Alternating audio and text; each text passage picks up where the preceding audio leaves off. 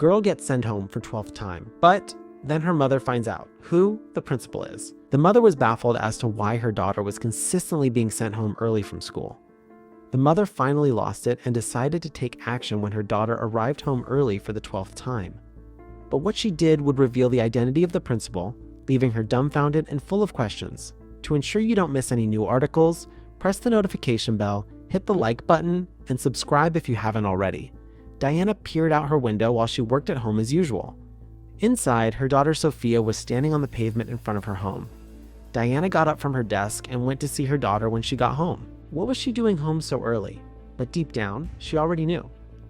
"Hello, sweetie," Diana said as she opened the door. "What are you doing here?" But her question was answered when Sophia handed her a note, and her initial thoughts were confirmed. Her daughter had been sent home, and it wasn't the first time. This was now the 12th time it had happened. Her daughter would arrive home early with a note written by Principal DF. At first, the reasons seemed believable. Sophia wasn't feeling well, or the teacher got sick. But after a while they changed, and now they were getting out of hand. As Diana read the latest note, did she really bully someone? It was hard for Diana to believe, so she confronted her daughter. "Darling, did you bully someone at school?" she asked. But Sophia's response caught her off guard. The young girl looked at her mother and shook her head. "No, Mommy, I didn't," she said with a small voice. A deep frown appeared on Diana's face. However, one thing was clear: something weird was going on at school. The reasons became increasingly unbelievable, and the fact that Sophia now contradicted the latest note she had been given was the final straw for Diana. She needed to confront a superior, and not just any superior. No, she was going to contact the principal directly, as he was the one who had written the notes that Sophia had brought home. Diana strolled back to her workstation and used her computer to access the school's website. Diana whispered to herself, "No, that can't be," as she drew nearer to the screen after opening the contact page. The principal's name on the school website was Derek Foster. She said, her voice filled of incredulity, "Principal DF is Mr. Foster." Her favorite and previous biology teacher was now her daughter's principal. Her mind began to race. Diana enjoyed having Mr. Foster as her teacher, and because he was so kind to her, she wanted to pretend that they had a close relationship. The fact that someone she liked was taking her kid home so often perplexed her. This sudden and unexpected revelation made Diana even more eager to know exactly what was happening. Was she mistaken about Mr. Foster, or was there something else going on? Without hesitation, they arrived just before school is over. "Come, hurry, sweetie," she said as she grabbed Sophia's hand. She didn't wait to be invited in and immediately walked in after.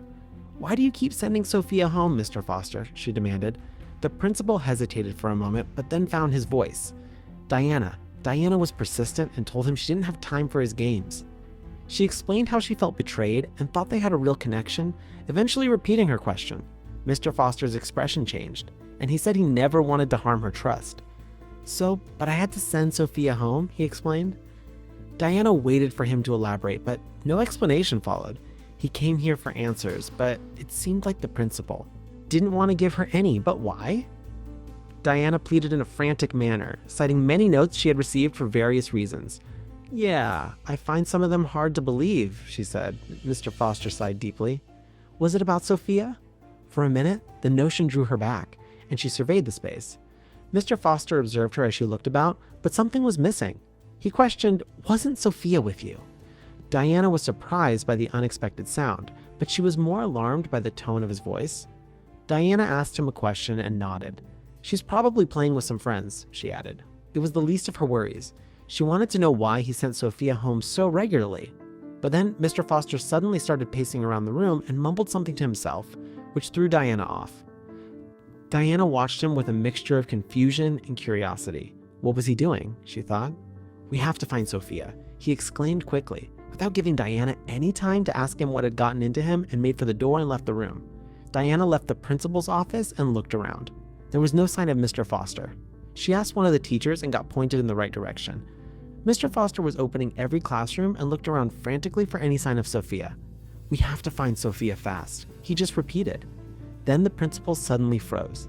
He was looking through the main entrance into the school square. Diana's heart leaped as she saw Sophia, but she wasn't alone. There was a man before her.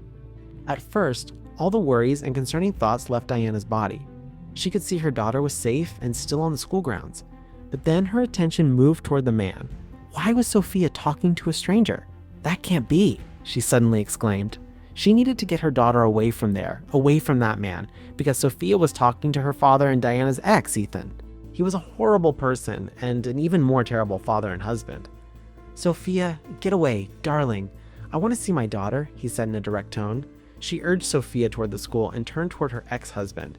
He looked at her with a sympathetic expression and asked Diana and Sophia to follow him to his office.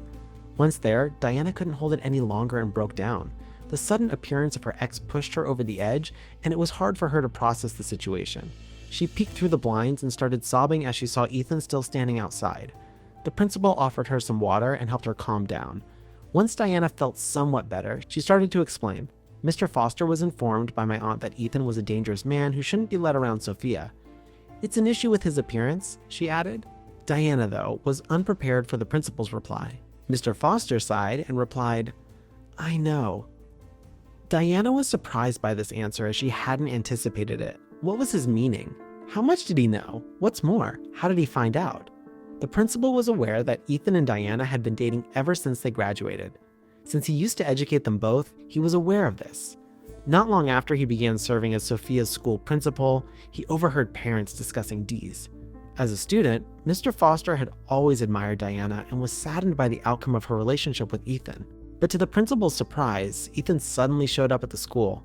He had heard Ethan was mixed up in bad things, so the principal couldn't just sit idly by. Diana was listening breathlessly. The principal kept a close eye on Sophia ever since he saw Ethan for the first time. Did he come back? Diana asked with a trembling voice. What did she miss? The principal nodded. He came by frequently, and every time I saw him, I would send Sophia home early, he said. Her ex-husband was visiting her daughter's school, and she was walking home alone. He gave Sophia the notes but didn't explain why she was being sent home. The young girl seemed satisfied to go home early and didn't ask much.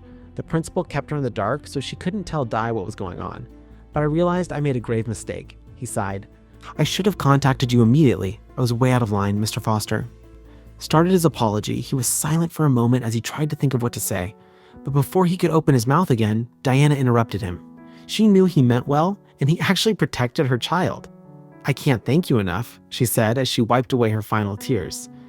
Then she realized there was one thing. Because Ethan violated his parole, Diana was opened up to many possibilities. She asked for a restraining order, and the police would look into that. In the meantime, while Ethan was still free to go wherever he pleased, Mr. Foster would bring Sophia home safely. After a while, the police contacted Diana again. They told her they had built a case to get a restraining order. To strengthen the case, Diana asked Mr. Foster to be a witness. The principal accepted her request without hesitation, and partly due to his statement, the restraining order was given. They could live a stress-free life, and Sophia could enjoy going to school for full days again. Thank you so much, Mr. Foster, she said. However, the principal was only relieved that everything worked out okay. Following that, they kept in touch and saw Sophia's success in school now that she was not required to leave early.